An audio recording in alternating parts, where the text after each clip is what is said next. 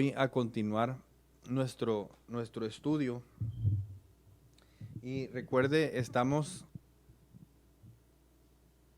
estudiando los tiempos, los acontecimientos finales, lo que llamamos escatología.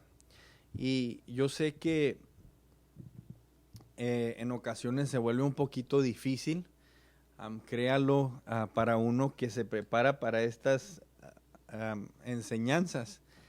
Es tan difícil porque mira uno cómo a lo largo de la historia se han formulado tantas creencias y a veces de tanto que hay allá afuera como que no sabe uno para dónde agarrar. Claro, tenemos la escritura, pero la hermenéutica, el exégesis, a veces se pone un poquito difícil, y se lo decía anteriormente, me pasó en la escuela bíblica cuando me llené de información, parecía que no retenía nada. Si uno continúa estudiando, hace su tarea de estudiar en casa, Dios nos va a ir, su Espíritu Santo, ir dando revelación de lo que está en su palabra. Les saludamos una vez más a todos. Espero y tengan un buen tiempo, estén teniendo un buen tiempo y estén saludables. Voy el día de hoy a estar continuando estos estudios. Y miren, llevamos una secuencia.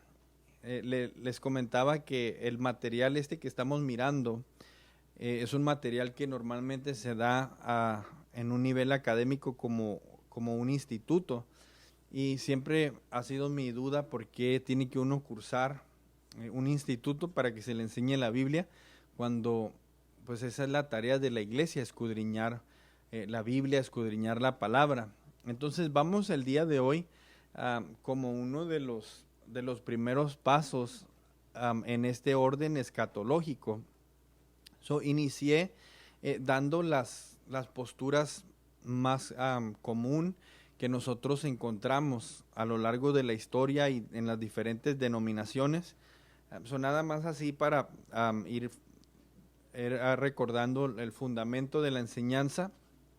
Estuve enseñando cómo a lo largo de la historia de la iglesia se han ido formulando diferentes interpretaciones. Lo que quiere decir esto es que leyendo el libro de Apocalipsis, cada uno llega a una conclusión distinta.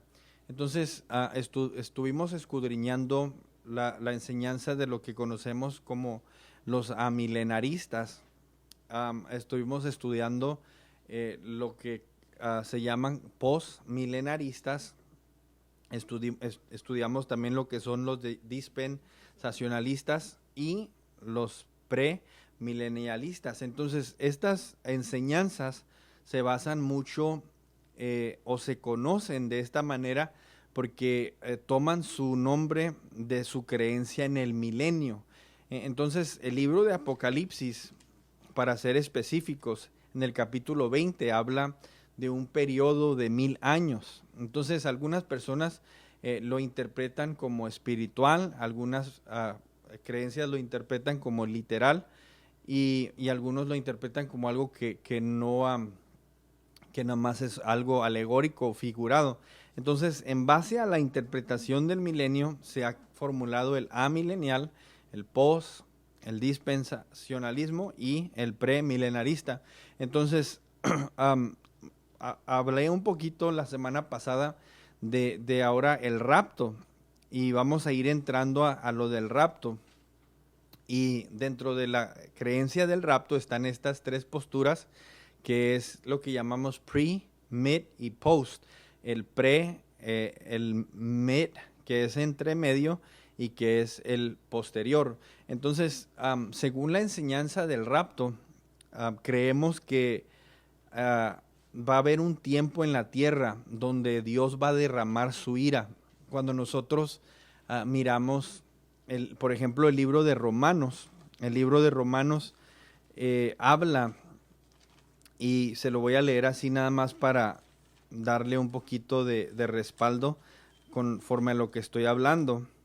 pero dice, porque la ira de Dios se revela, se da a conocer desde el cielo contra toda impiedad e injusticia de los hombres que detienen con injusticia la verdad.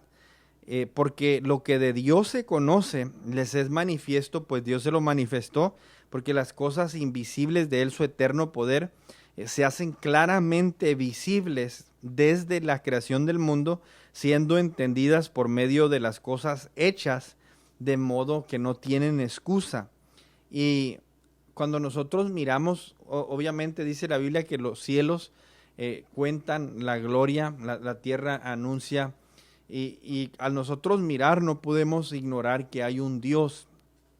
Y cuando hablamos de los atributos de quien es Dios, podemos mirar que es un Dios de justicia, es un Dios justo, y dice la Biblia que no dará por inocente al culpable.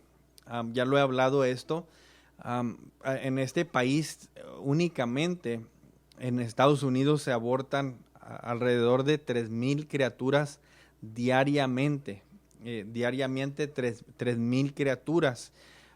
Cuando hablamos de diferentes cosas que la Biblia prohíbe, como la fornicación, como el adulterio, como el homicidio, como la mentira, todo esto está constantemente surgiendo en el mundo, y básicamente la ira de Dios llegará un día en que llegará a su tope, al máximo, donde Dios va a darle al mundo una probada de lo que dice va a ser una tribulación, un tiempo de angustia cuando nunca ha habido.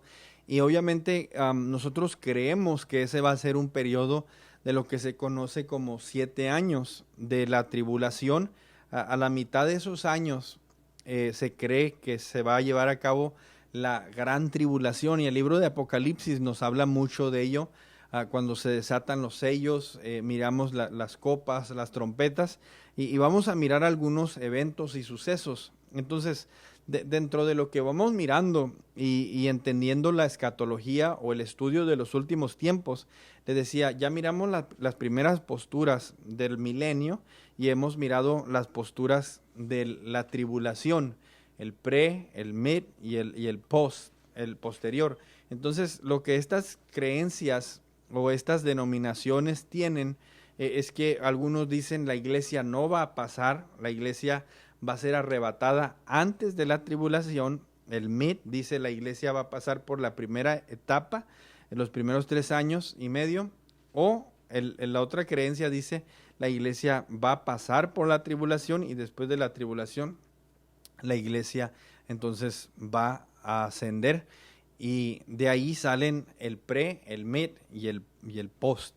Entonces, lo que quisiera hacer es que cuando al nosotros estudiar y enseñar esto, al yo enseñarlo, quisiera que cuando nosotros leamos la Biblia, si estamos leyendo en Apocalipsis, por decir el capítulo 13 o el capítulo 20, que podamos nosotros ya tener un timeline, un orden de sucesos en nuestra mente, y decir, bueno, estoy en este orden, y así no confundirnos cuando nosotros leemos la Escritura.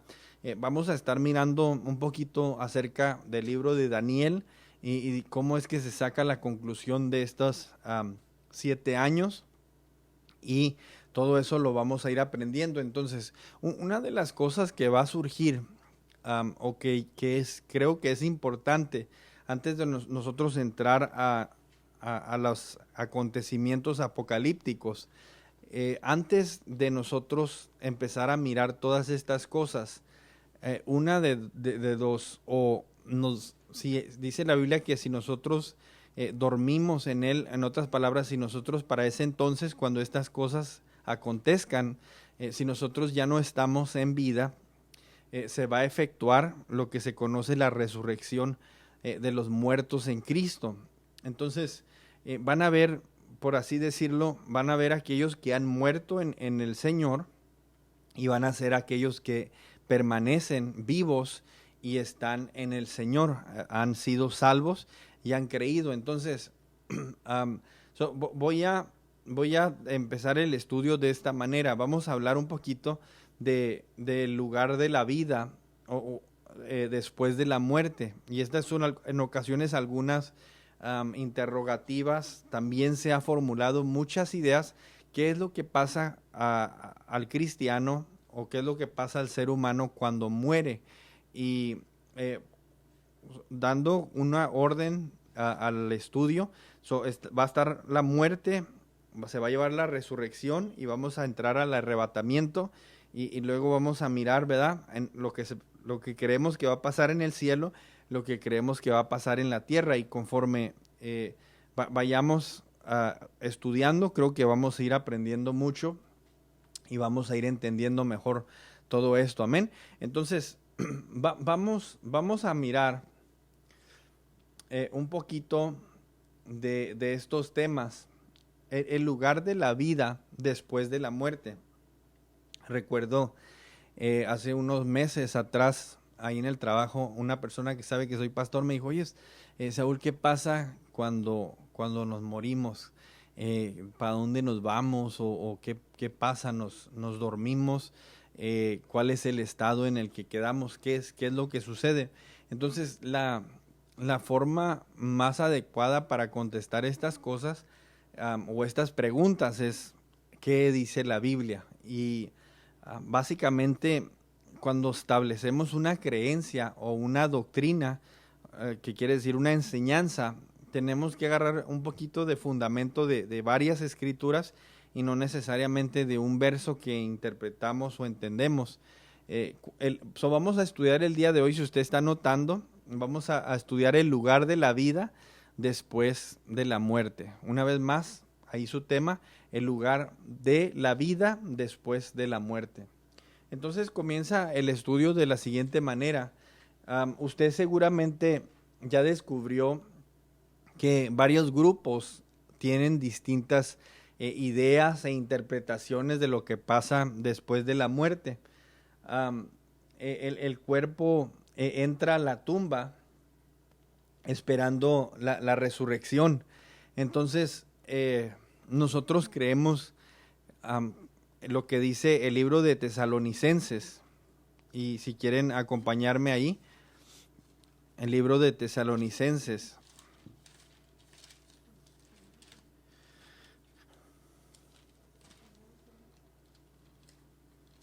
Primera de Tesalonicenses, el capítulo 4, versículo 13.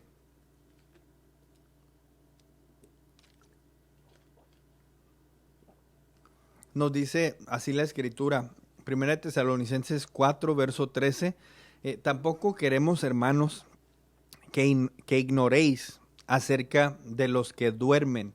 Y por esa palabra duermen, hay muchos que han llegado a la conclusión que cuando uno muere, uno llega a un estado, como dicen por ahí, de limbo, o como a un estado de inconsciencia, donde nada más está uno ahí esperando la resurrección.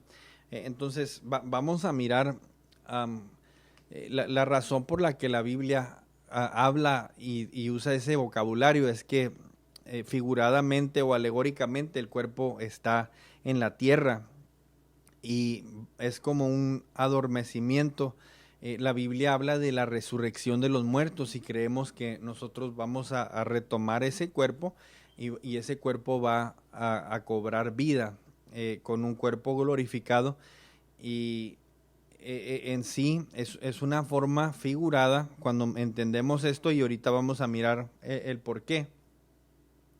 Entonces aquí la Biblia nos empieza a hablar: tampoco queremos, hermanos, que ignoréis acerca de los que duermen. Y podemos entenderlo acerca de los que han muerto, para que no os entristezcáis como los otros, dice, que no tienen esperanza. Entonces, obviamente no está hablando de alguien que se quedó dormido, porque si alguien se duerme no te da tristeza. Está hablando de alguien que ha muerto. Dice, porque si creemos que Jesús murió, note cómo pone el contexto del dormir, y si creemos que Jesús murió y resucitó, así también traerá Dios con Jesús a los que durmieron en él.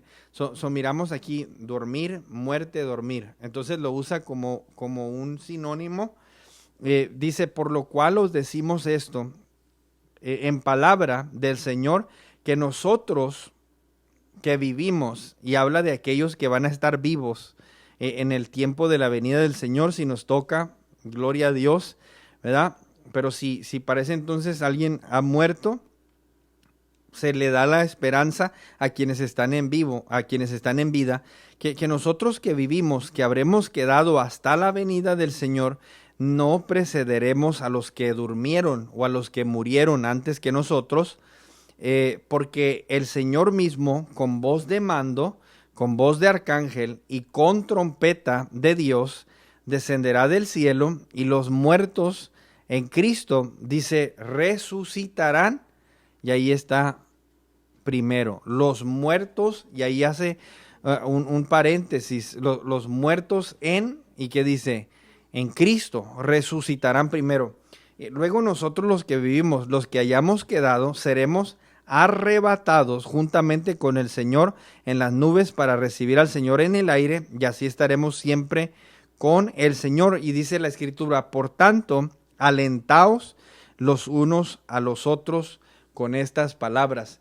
Entonces, al mirar nosotros qué pasa al ser humano cuando uno muere, y en específico qué es lo que pasa al creyente y cuál es la diferencia del creyente y el no creyente.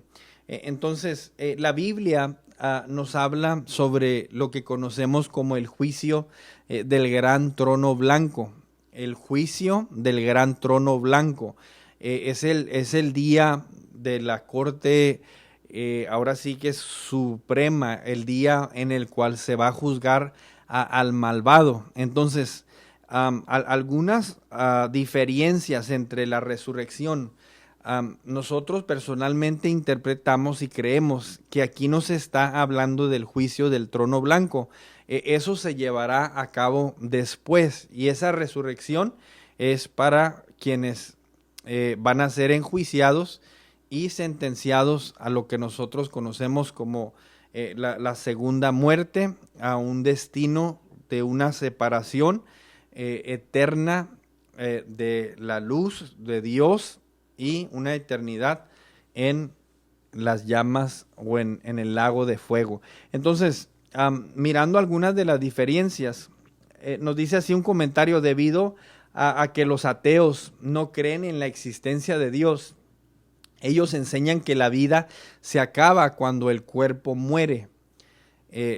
Una vez más, los ateos que no creen en Dios enseñan que la vida se acaba cuando el cuerpo muere. Y muy interesante, el otro día nos gusta, ahorita que está la cuarentena de moda, nos subimos al carro y le digo a mis niños, ¿quieren ir a tirar un cruise? Y vamos ahí en el carro dando vueltas así por la ciudad nada más. Y vamos ahí en el carro, y me gusta me gusta simplificar la enseñanza bíblica y enseñársela a mis hijos. Y empezaba yo a hablarles sobre y hacerles la pregunta en el punto de vista de ellos, cuál era el propósito de la vida. Y empezando a dialogar con ellos, les preguntaba, me contestaban, y comencé a llegar a esta conclusión, en la cual empecé a dejarles saber lo que dice el capítulo de Corintios, el libro de Corintios, el capítulo 15, Corintios capítulo 15, primera de Corintios capítulo 15, habla sobre la resurrección, y me toca mucho hablar de esto en ocasiones cuando oficio los servicios fúnebres. Y se habla aquí, el apóstol Pablo está corrigiendo una idea equivocada que había en la iglesia de Corinto en cuanto a la enseñanza de la resurrección de los muertos. Obviamente la resurrección es un evento sobrenatural. Usted, si un ateo no cree en Dios, mucho menos va a creer en una resurrección. Y yo siempre he usado esta lógica, y yo quisiera retarlo a usted. Cuando nosotros miramos nuestro alrededor, miramos el mar, entendemos la ley de la gravedad, entendemos que el mundo está dando vueltas y nosotros estamos de alguna forma así como un imán pegados al planeta, dado a todo lo que está pasando en el cosmos. A nosotros mirar cómo nosotros somos un organismo complejo, la forma en que trabaja nuestro corazón, nuestros pulmones, la sangre, los riñones, nuestros ojos. Todo en nosotros es algo sobrenatural. Es una, como lo que llamamos un diseño inteligente, donde nosotros no podemos negar que somos un ser sobrenatural. El otro día, escuchando una enseñanza, se estaban hablando de la palabra más grande del mundo. Y decía esta persona que la palabra más grande del mundo está escrita en nuestra sangre. Si no me equivoco, eran 13.5 billones de letras compuestas en lo que nosotros conocemos como nuestro DNA. En una carta, a quienes les gusta hacer tareas o escribir, se da cuenta que a veces le piden que hagan proyectos de 100 palabras por hoja, etcétera. Bueno, cuando hablamos del DNA en nuestra sangre, si uno la estudia, porque es un libro complejo que describe cómo estamos nosotros diseñados y enseña todo el orden específico de nuestra sangre, de nuestro organismo, los cromosomas y todo lo que vino a formarnos. Se dice que son 13.5 billones de letras que componen, dijo alguien, que eran pisos y pisos de hojas blancas, nada más para tener la información que hay en nosotros. Entonces, si nosotros seguimos un orden lógico, no podemos negar lo sobrenatural. Entonces, ¿será algo para Dios imposible resucitarnos de entre los muertos? Y la respuesta es absolutamente no. Para Dios no hay nada imposible, y así como habló la luz en existencia, nos puede levantar del polvo, nos puede levantar. Dice la Biblia que el mar va a entregar sus muertos, y todas estas cosas se van a efectuar de una manera sobrenatural. Entonces, lo hablaba yo con mis hijos. El libro de Corintios explica, dice así también, el verso 42 del capítulo 15, así también es la resurrección de los muertos. Se siembra en corrupción, se resucita en incorrupción. Una semilla, dijo Jesús, no es hasta que el grano de trigo cae en la tierra y muere que entonces puede producir, dice, fruto.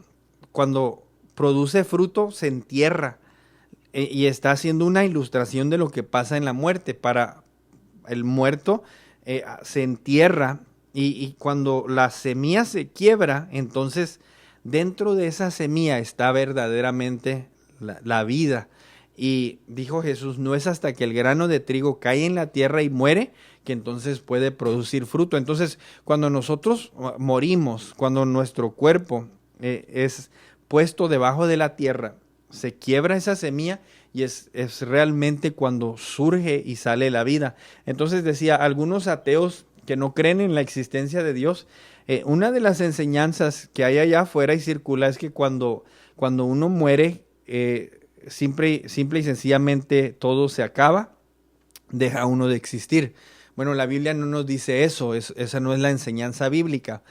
Algunos teólogos, hay una creencia conocida como el universalismo, el universalismo.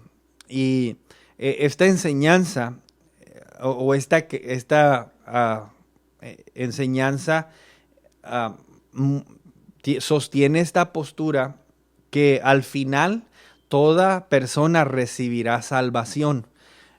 Todos serán salvos. Y cuando dice la Biblia, porque de tal manera amó Dios al mundo, que dio a su Hijo unigénito para que todo aquel en él crea no se pierda, mas tenga vida eterna. Lo que habla el universalismo es que la salvación, Cristo murió por todos y la salvación va a alcanzar a todos. Entonces todos van a ser salvos. Esa es literalmente es una creencia que circula allá afuera, se llama universalismo. Concluyen que si Dios amó al mundo y envió a su Hijo a morir, entonces todo el mundo va a ser salvo. Esa es otra creencia. 3, están lo que conocemos algunas religiones paganas. El paganismo, que creen en lo que se conoce como la reencarnación, donde las almas de los que han muerto reencarnan, o el traspaso del alma humana durante la muerte a un nuevo cuerpo, o sea, un humano o un animal. Entonces, note bien, vamos mirando diferentes enseñanzas. La reencarnación, creen que uno vuelve ese alma, como quien dice, se recicla y empieza en otro cuerpo o empieza en un animal. Algunos enseñan que no debe matarse a los animales porque puede que haya un alma humana dentro de ellos. Y aunque esta creencia reconoce el concepto de la vida después de la muerte física, en otras palabras, cree que se vuelve a vivir, esta idea no tiene ningún fundamento bíblico. Entonces, ni la del estado de limbo, ni la de que no se quedó inexistente, ni la de que todos van a ser salvos, ni la de que reencarnamos, son enseñanzas bíblicas. La Biblia no enseña eso. Entonces, obviamente lo hemos ido enseñando, ¿verdad? Nosotros creemos lo que la Biblia enseña y para nosotros eso es muy fundamental, es muy importante. No podemos tomar una parte de la escritura y luego decir esta sí, esta no, esta sí, esta no. Si vamos a creer la escritura, hay que creer nosotros la escritura completamente. ¿Alguna otra enseñanza muestran lo que hablaba sobre el sueño del alma o este estado de inconsciencia después de la muerte? Y decía, esta enseñanza a veces lleva al extremo y declara que el alma deja de existir y se reemplaza por un alma nueva en la resurrección. Y algunos de las personas que sostienen esta enseñanza usan diferentes pasajes en la Biblia. Ahorita mirábamos sobre el dormir y el dormir. Y si miramos, por ejemplo, en el libro de Corintios, cuando leemos las escrituras de la Santa Cena, dice, de manera que cualquiera que comiera este pan o bebiera esta copa del Señor indignamente será culpado. Habla sobre probarse uno a sí mismo y dice, por lo cual hay muchos enfermos y debilitados entre vosotros y muchos duermen. Entonces, usan esta palabra duermen, el adormecimiento. Entonces, este sueño del alma, no es eso lo que está enseñando ahí la palabra del Señor. Y vamos a mirar algunas bases bíblicas para establecer el por qué no es eso lo que enseña la palabra.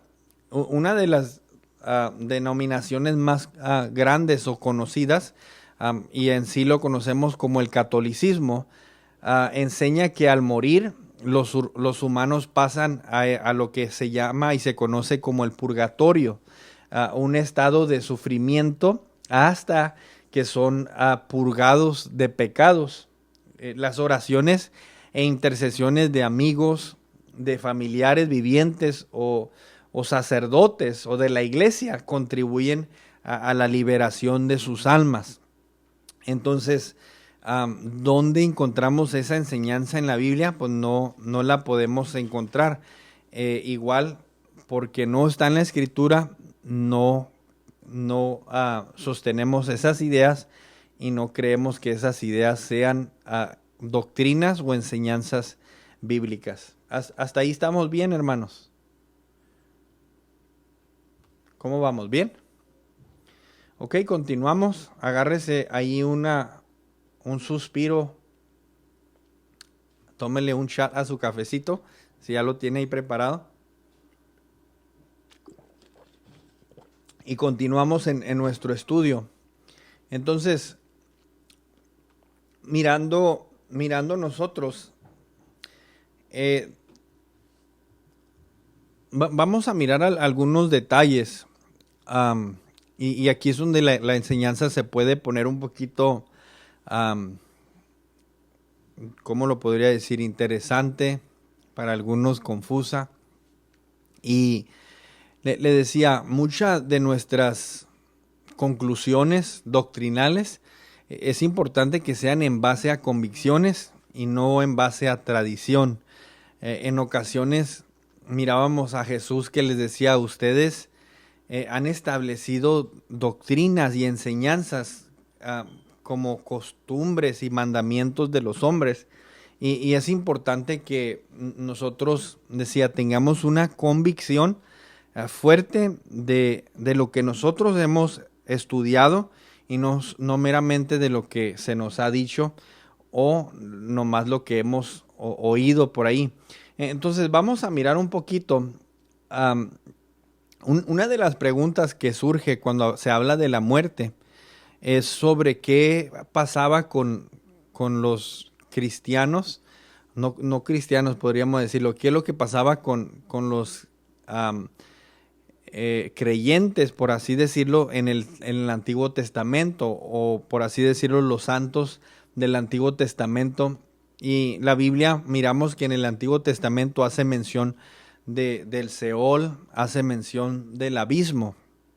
Y a lo largo de la Escritura miramos el Seol, miramos el abismo, miramos el Hades, miramos el infierno, miramos el lago de fuego. Y vamos a ir entendiendo, tratando de entender un poquito.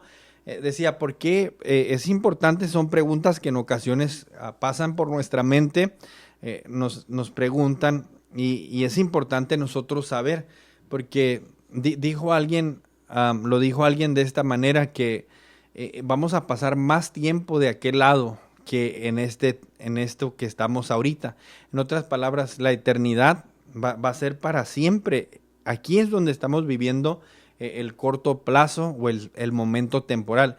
Es más importante lo que pasa después de la vida que el pequeño lapso que vamos a nosotros pasar aquí en la tierra. Entonces, muy importante estudiar sobre el afterlife, sobre lo que está después de la vida.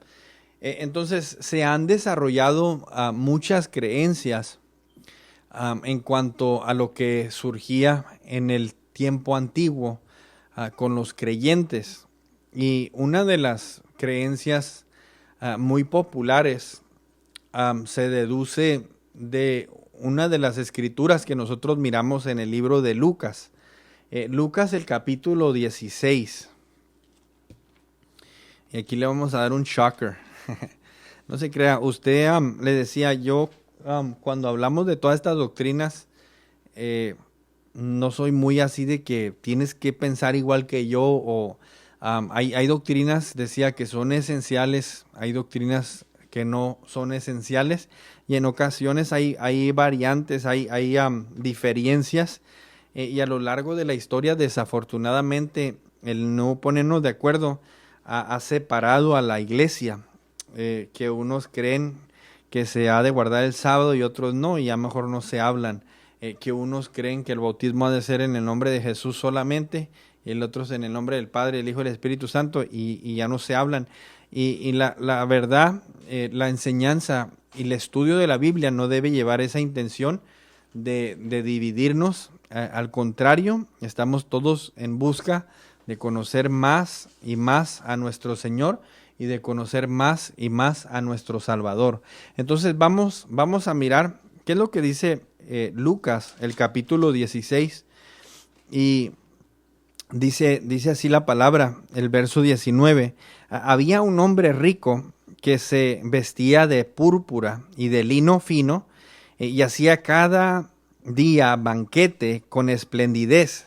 Había también un mendigo llamado Lázaro, que estaba echado a la puerta de aquel lleno de llagas, y ansiaba saciarse de las migajas que que caían de la mesa del rico y aún los perros venían y le lamían las llagas. Aconteció que murió el mendigo y fue llevado por los ángeles al seno de Abraham. Y murió también el rico y fue sepultado, y en el Hades alzó sus ojos estando en tormento y vio de lejos a Abraham y a Lázaro en su seno. Entonces él, dando voces, dijo: Padre Abraham, ten misericordia de mí y envía a Lázaro para que moje la punta de su dedo en agua y refresque mi lengua, porque estoy atormentado en esta llama. Pero Abraham le dijo: Hijo, acuérdate que recibiste tus bienes en tu vida, y Lázaro también males, pero ahora este es consolado aquí y tú atormentado. Además de todo esto, una gran cima está puesta entre nosotros y ustedes, de manera que los que quisieren pasar de aquí a ustedes no pueden, ni de allá pasar acá. Entonces le dijo: te ruego pues, padre, que le envíes a casa de mi padre, porque tengo 5 hermanos, para que les testifiques a fin de que no vengan ellos también a este lugar de tormento. Y Abraham le dijo a Moisés y a los profetas tienes, óiganlos. Él entonces dijo: no, padre Abraham, pero si alguno fuere a ellos de entre los muertos, se arrepentirían. Mas Abraham le dijo: si no oyen a Moisés y a los profetas, tampoco se persuadirán, aunque alguno se levante de los muertos. Entonces, hay ahí una enseñanza o una parte en la Escritura donde se ha sacado algunas conclusiones de dónde iban los santos del Antiguo Testamento. Entonces, le decía, quisiera retarlo quizás a estudiar esto un poquito más para poder llegar a una conclusión sólida. Entonces, ha habido una enseñanza muy popular a lo largo de los años, y esta enseñanza clasifica, y cuando se habla, le decía, sobre el Seol, sobre el abismo, y en el Nuevo Testamento viene estas palabras que Jesús dijo, y mucha gente ha localizado lo que se llama el paraíso y el infierno, lo han localizado por decir así, en el mismo lugar. Ha habido enseñanzas incluso de irse al extremo de enseñar que cuando Jesús murió, él fue a predicar al infierno, o algunos llegan al extremo hasta decir hasta que estuvo en el infierno. Y al escudriñar un poquito de esto, quisiera, decía, a veces, no sé si le ha pasado a usted en las clases de niños o incluso con grandes, se ha trabajado esto de lo que llaman el telephone game, donde uno dice una cosa, el otro lo repite y de repente empieza mucha gente a repetirlo y quizás llega distorsionado, llega diferente. Entonces, miren, nada más para traer un poquito de trasfondo sobre esta enseñanza, porque al menos en la iglesia angloamericana bautista, se han hecho cantos de esta descenso de Jesús a la tierra, donde fue a predicarles, fue ahí a liberar a David, fue a liberar a Abraham, y dijo uno, hasta fue a liberar a Adán, y fue a liberar a las almas o a los santos del Antiguo Testamento. Entonces, a nosotros mirar de dónde viene esta enseñanza, y una sorprendentemente, al estar estudiando, hay unos libros que se llaman apócrifos, los libros apócrifos. Y en los tiempos antiguos, yo quiero que se imagine, imagínense su vida sin televisión, sin internet, sin Facebook, sin teléfono. Am, ¿qué es lo que iba a hacer? Póngase a pensar usted. Dice, pues me pongo a jugar un ajedrez. No, pues no hay ajedrez. Un checkers, pues tampoco hay checkers. Un videojuego, no, pues tampoco hay. La vida era muy diferente en la antigüedad, y una de las cosas que se practicaba mucho era la escritura. Cuando nosotros miramos, había mucha literatura de lo que nosotros conocemos como libros apócrifos o libros no inspirados. Cuando miramos nosotros la Biblia, sabemos que pasaron por un proceso, de lo que conocemos como canonizados, libros donde diferentes eruditos empezaron a mirar la autenticidad, el contenido, y consideraron estos libros, los 66 libros, como libros inspirados. Libros que no están en la Biblia, que se escribieron como los libros de Macabeos, los diferentes, el Testamento de Salomón, el libro de Enoch, y hay un libro también que se circulaba en aquel entonces, que es conocido como el Evangelio de Nicodemo. Entonces, en este Evangelio de Nicodemo se empezó a promover esta enseñanza de que Jesús fue a las partes más remotas o al infierno, y empezó ahí a hacer esta liberación.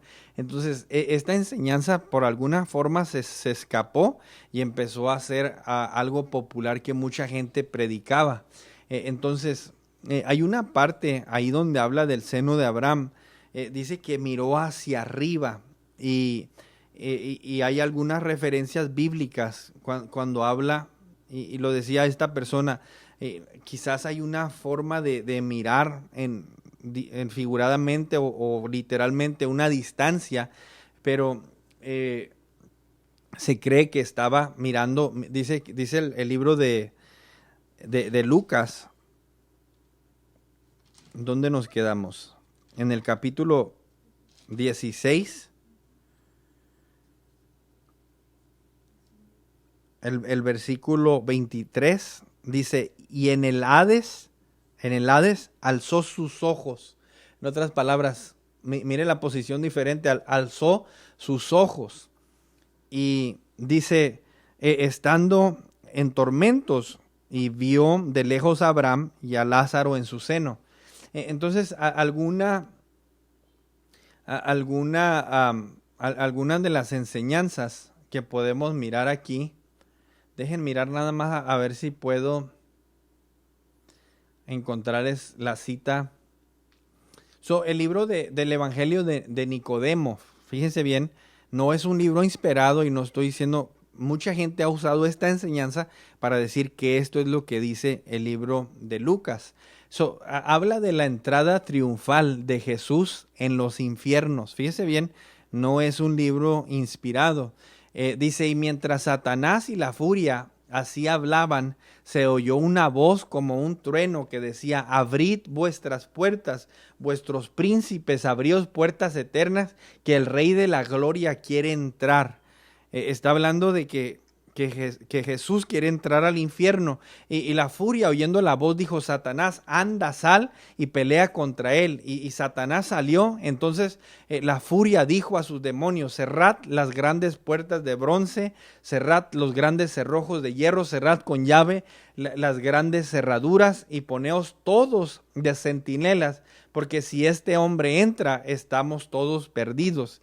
Y oyendo estas grandes voces, los santos antiguos exclamaron, devorará insaciable furia, abre al Rey de la Gloria, al Hijo de David, que profetizó Moisés y por Isaías. Y otra vez se oyó, y empieza a hablar de todo este suceso, que una vez más no es un libro inspirado, pero mucha gente a lo largo de la historia ha insinuado que cuando Jesús murió, y miramos algunas porciones de la Escritura en el libro de Pedro y en el libro de Efesios, donde hablan que Jesús descendió, y muchos asocian eso como imagínense, si Dios está arriba y baja a la tierra, es un descenso, descendió a las partes más remotas de la tierra, pero no necesariamente es a las partes más remotas del infierno.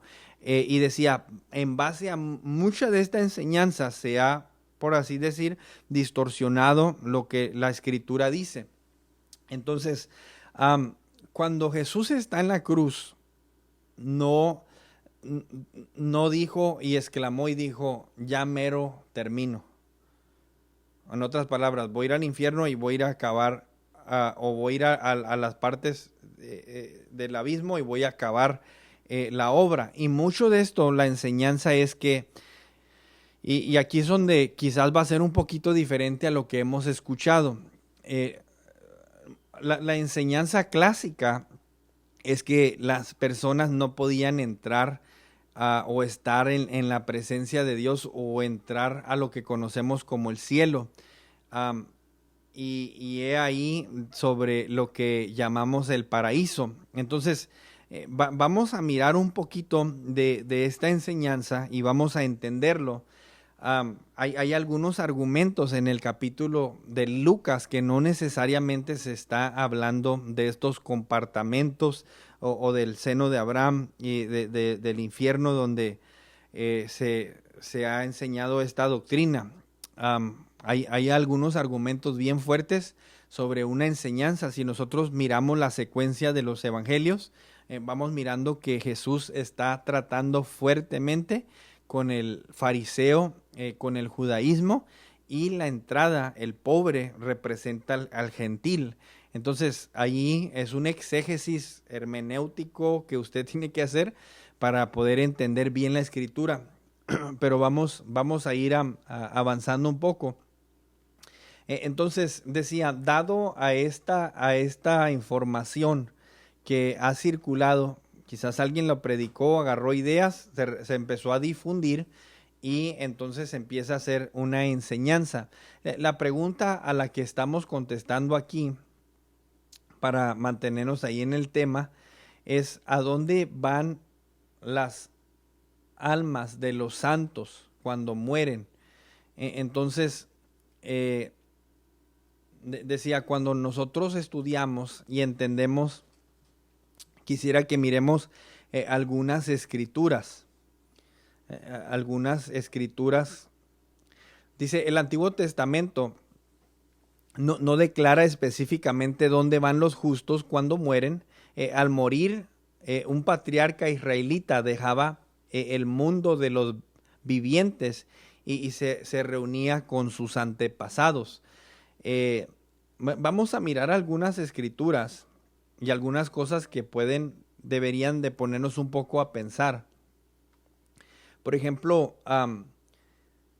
nosotros creemos, o al menos a lo que interpretamos en la Escritura, no iban al infierno, no iban a las partes ahí, o decía, cuando hablamos de la cima y la separación, creemos que nosotros iban a ese lugar, a lo que nosotros conocemos como el paraíso, o lo que podemos denominar como la presencia de Dios o el cielo. Y aquí voy a dar un poquito de base bíblica para poder respaldar esto, porque decía, es una de las ideas que se ha mantenido del Antiguo Testamento. Dice la Biblia que, y una de las cosas que enseñamos, recuerden que les hablaba un poquito de esta enseñanza que se llama Replacement Theology, el reemplazo de la teología. Esta enseñanza, el dispensacionalismo, empezó a marcar los tiempos. Y cuando miramos, por ejemplo, la Iglesia Católica en sus orígenes, empezó a decir, nosotros somos la Iglesia, las promesas son de nosotros.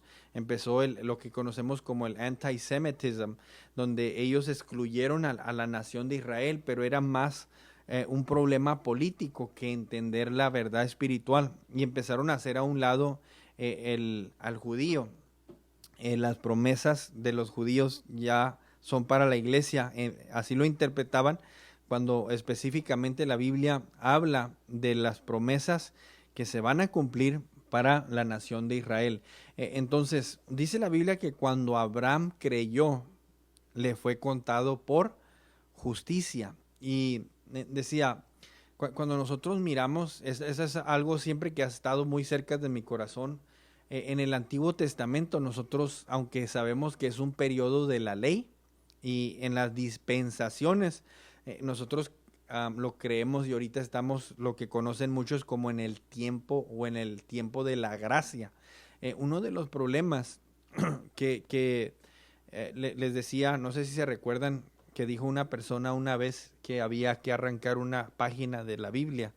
Y cuando dijo, yo me quedé así como que se me abrieron los ojos, y dijo, la página que hemos de arrancar de la Biblia es la página esa que dice, por ejemplo, esta que dice el Nuevo Testamento. O sea, no es parte de la Biblia, nomás es una separación. Y mucha gente lo mira diferente, como que el Dios del Antiguo era diferente al del Nuevo. Y a nosotros mirar, cuando leemos la Escritura, nos damos cuenta que Dios, aún en el Antiguo Testamento, mostraba su gracia. Mostró su gracia con la nación de Israel. Cuando la Escritura nos habla de cómo se ha de perdonar 70 veces 7.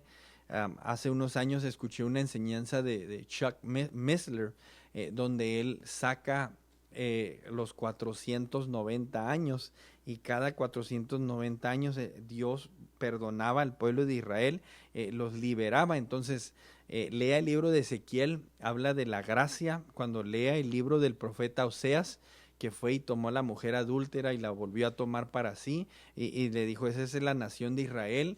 Ustedes, yo los salvé de la prostitución, y vuelven a prostituirse, y los vuelvo a comprar y los vuelvo a tomar para sí. Todo esto lo que miramos es gracia, gracia, gracia. O sea que Dios no ha cambiado. Él es el mismo, como dice la Escritura, ayer, hoy, y es el mismo por los siglos. Entonces, dice en el Antiguo Testamento, hablando el Santiago, el apóstol, dice, creyó, o el apóstol Pablo también creyó, y le fue contado por justicia. ¿Cómo fue justificado a Abraham? En base a la fe, por creerle a Dios. Ese pasaje que nosotros conocemos que dice, el justo por la fe vivirá, no es un pasaje del Nuevo Testamento, es un pasaje del Antiguo Testamento. Entonces, algunas enseñanzas a notar. El libro de Reyes, por ejemplo, el capítulo 2, esperemos si estén ahí todavía atentos. ¿Quién puede decir I'm still here ahí? Todavía estoy aquí, o de un amén ahí, para saber que todavía están respirando.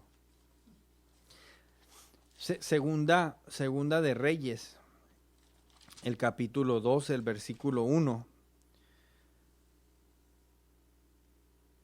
Dice así la Escritura, aconteció que cuando quiso Jehová alzar, ¿para dónde se lo llevó a Elías? ¿Quiso qué?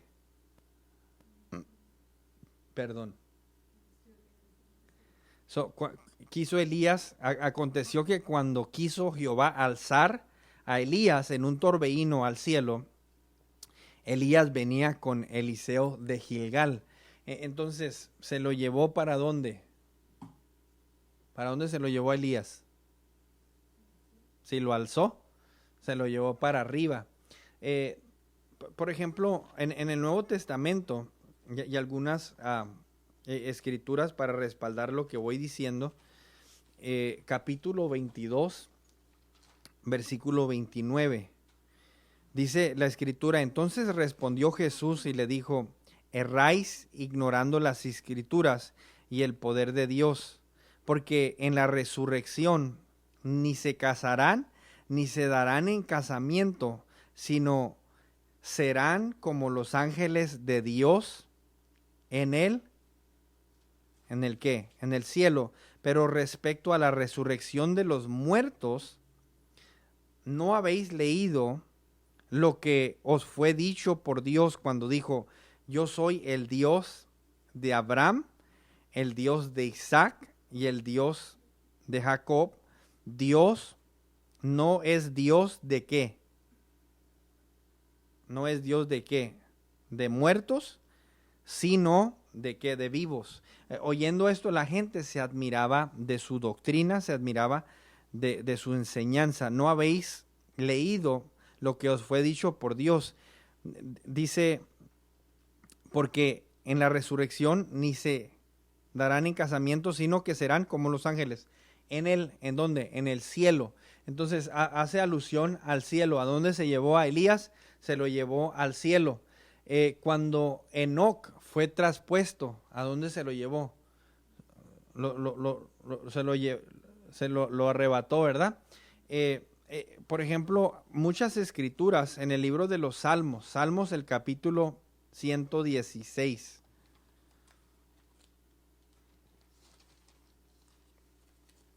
Salmo 116, el versículo 15, dice la escritura: estimada es a los ojos de Jehová la muerte de sus santos. Estimada es a los ojos de Jehová la muerte de sus santos.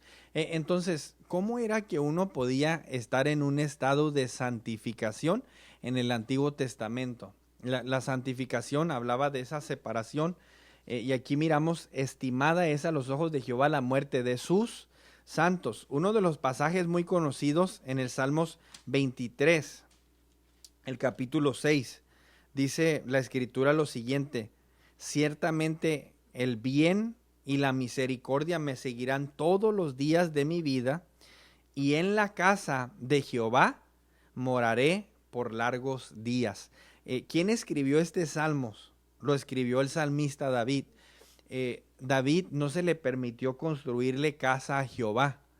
Se lo heredó o le tocó a Salomón. Dice la Biblia que Dios no lo permitió porque había derramado mucha sangre. Entonces, cuando habla de morar en la casa de Jehová por muchos días, está hablando de estar en la presencia del Señor.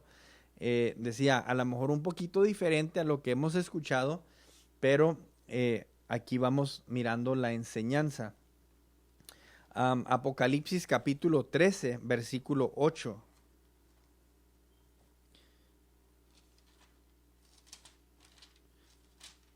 Puede apuntarlo, Apocalipsis capítulo 13, versículo 8, y dice: la adoraron todos los moradores de la tierra, cuyos nombres estaban escritos en el libro de la vida del Cordero que fue inmolado desde el principio del mundo. Desde el principio del mundo. Y por último vamos a leer lo que dice Romanos 4:17. Hay muchas más escrituras, pero eso ya se lo voy a dejar a usted para que se ponga a estudiar. Romanos capítulo 4, verso 17. Dice así la escritura: como está escrito, te he puesto por padre de muchas gentes delante de Dios, a quien creyó, el cual da vida a los muertos y llama las cosas que no son como si fuesen. Te he puesto por padre de muchas gentes, ¿sí? Y la pregunta era: ¿de cuáles gentes? ¿Y padre de cuáles? Delante de Dios, a quien creyó, el cual da vida a los muertos. Entonces, Dios es un Dios de vivos y no de muertos. Entonces, se cree que estas personas obviamente estaban en la presencia del Señor. Y cuando miramos, por ejemplo, a nosotros mirar en la Escritura, en la Biblia, nos damos cuenta que hay una parte donde estuvo la transfiguración. Y en la transfiguración, ahí se apareció, ¿quién? Se apareció Moisés y se apareció Elías. Entonces, ¿a dónde se llevó Dios a Elías? Se lo llevó para arriba. ¿Y qué andaba haciendo Moisés ahí con él? Entonces, estas son algunas citas que deben ponernos a pensar. Decía, mucha de las enseñanzas de que el seno de Abraham, o cuando se habla del infierno, ponían dos compartamentos abajo de la tierra. Mucha de esa enseñanza, acuérdense, viene de este libro apócrifo, el Evangelio de Nicodemo. Entonces, no sostiene autoridad inspirada o canónica, y por eso debemos tener cuidado. Entonces, más bien las almas de los santos del Antiguo Testamento iban a la presencia de Dios al morir, y hemos mirado algunas referencias. Los malvados se dirigen al Seol, pero Dios rescata al salmista del Seol y lo lleva a su presencia. Otro pasaje está en Salmo 49, 14 al 15. Dice, como a rebaños que son conducidos al Seol, la muerte los pastoreará, y los rectos se enseñorearán de ellos. Por la mañana se consumirá su buen parecer, y el Seol será su morada. ¿De quién? De los injustos. Pero Dios redimirá mi vida del poder del Seol, porque Él me tomará consigo. Entonces, ¿con quién? Con Dios.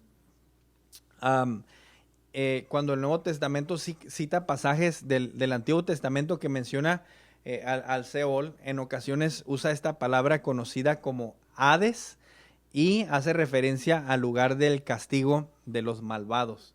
Entonces, en casa con el Señor. No sé qué horas son, pero se me hace que se está llegando la hora. ¿Cómo estamos ahí? Ok, so I'll try to finish. Voy a tratar de ir apresurarme un poquito. En casa con el Señor. Cuando está el ladrón en la cruz, está Jesús. Y dice la Biblia que puso su fe en Jesús, creyó en Jesús. Y una de las promesas de Jesús le dijo, de cierto te digo que hoy estarás conmigo. ¿En dónde? En el paraíso. El apóstol Pablo dice, pero confiamos y más quisiéramos estar ausentes del cuerpo y presentes al Señor. Hablaba sobre, no sabía si quería estar vivo o muerto, porque vivo tenía muchas cosas que hacer aquí en la tierra, pero más le convenía estar en la presencia del Señor. Entonces, cuando uno muere en Cristo, automáticamente uno está en la presencia del Señor. Y esto lo respalda cuando Jesús le dice, de cierto te digo que hoy estarás conmigo en el paraíso. Le dice el apóstol Pablo que quisiera vivir junto con el Señor.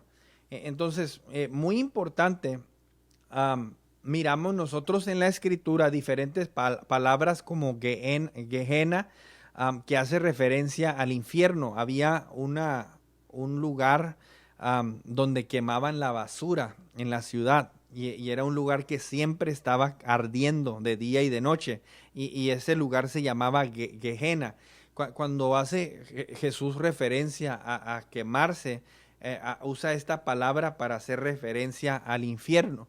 Entonces el infierno se conoce como un lugar de oscuridad, como un lugar de fuego, de lumbre.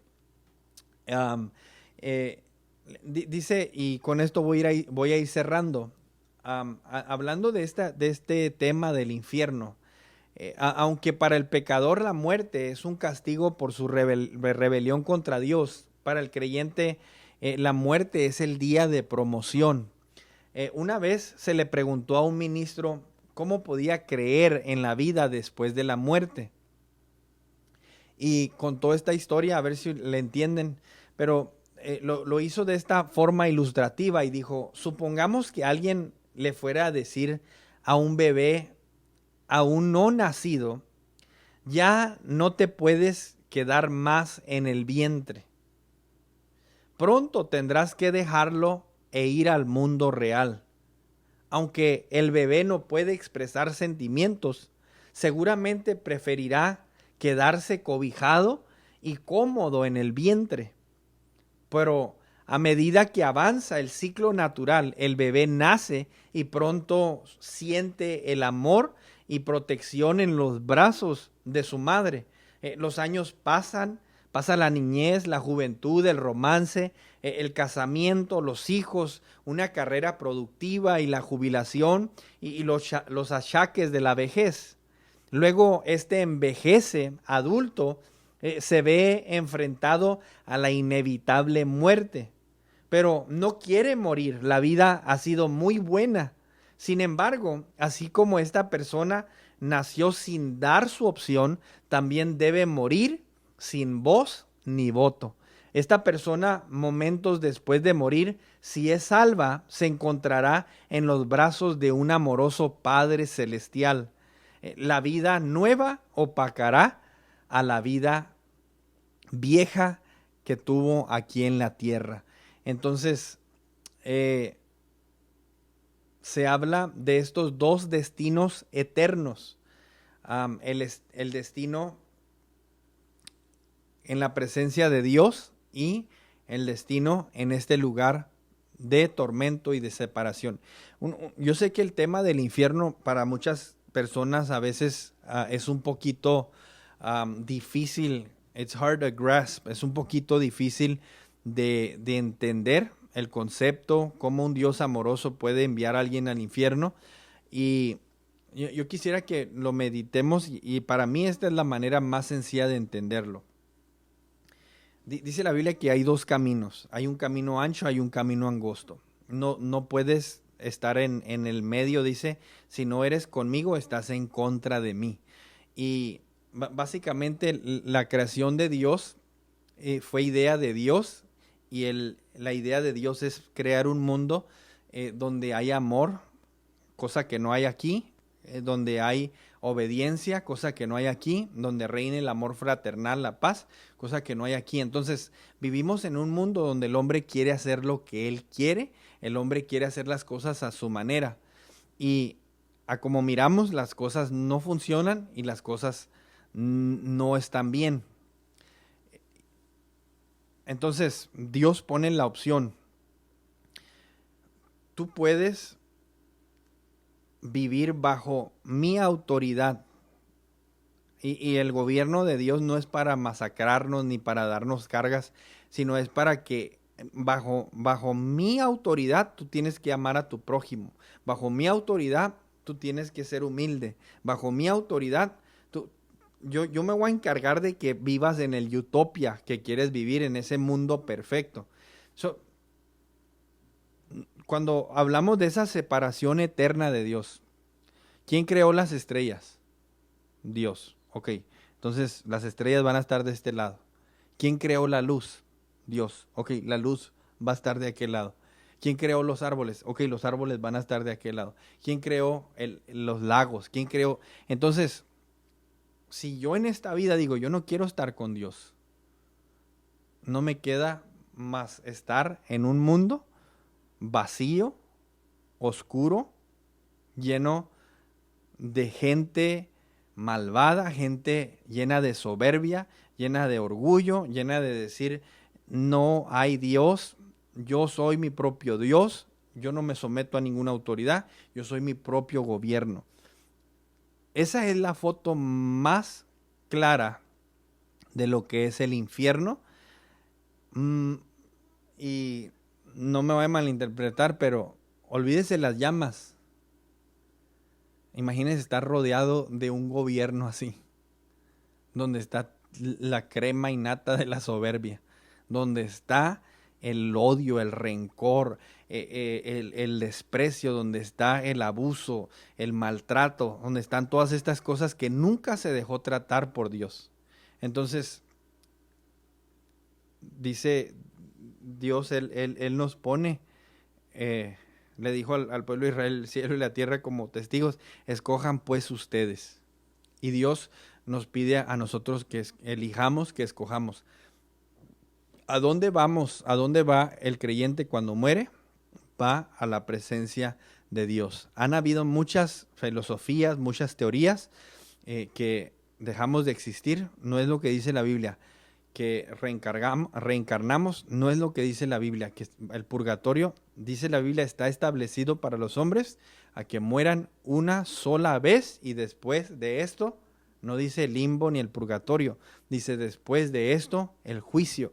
El malvado que muere sin Dios va directamente a el Hades, va directamente a este compartimento del infierno, de oscuridad y lumbre. Cuando venga ese gran trono del trono blanco donde se van a ser enjuiciados, después van a resucitar y van a ser sentenciados por una eternidad a el lago de fuego. Entonces, no queremos ir ahí, no queremos que nuestros amigos, nuestros seres queridos vayan ahí.